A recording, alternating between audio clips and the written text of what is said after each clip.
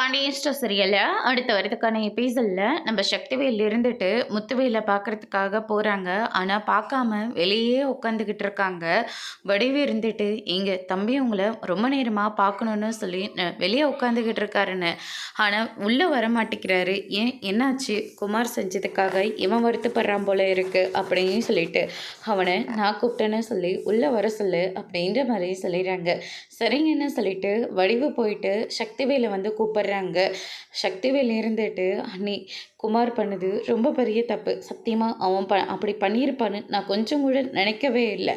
அதனால் நானும் என்னென்னமோ பண்ணிட்டேன். ஆனால் கடைசியில் இப்படி ஆன உடனே அண்ணன் முகத்தில் எப்படி முழிக்க போகிறேனே எனக்கு தெரியல அண்ணி. ரொம்ப கஷ்டமாக இருக்குது.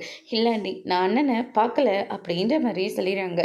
தம்பி, நாங்கள் எதுவுமே பெருசாக எடுத்துக்கல. தயவு செஞ்சு உள்ளே வாங்க. இப்போ உங்கள் அண்ணன் பொழைச்சிக்கிட்டதே ரொம்ப பெரிய விஷயம். அதனால் நீங்கள் உள்ளே வந்து உங்கள் அண்ணனை பாருங்கள் அப்படின்ற மாதிரி சொல்லிடுறாங்க. அவர் கூப்பிட்றாரு, உள்ளே வாங்க அப்படின்னு சொல்லி கூப்பிட்டதுனால சக்திவேல் உள்ளே போகிறாரு.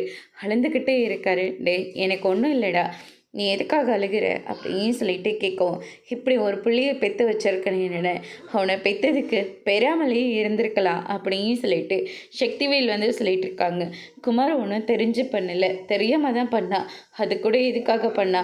எங்கே அவங்க கூட க்ளோஸ் ஆகாமல் கதிர் கூட இருக்கிறதுனால தான் அவன் ரொம்ப கோவப்படுறான் அப்படின்ற மாதிரி சொல்லிட்டு இருக்காங்க. ஆனால் இருந்தாலையும் அவன் பண்ணது தப்புன்னு என்னை மன்னிச்சிடுன்னு சொல்லிட்டு மன்னிப்பு கேட்குறாங்க.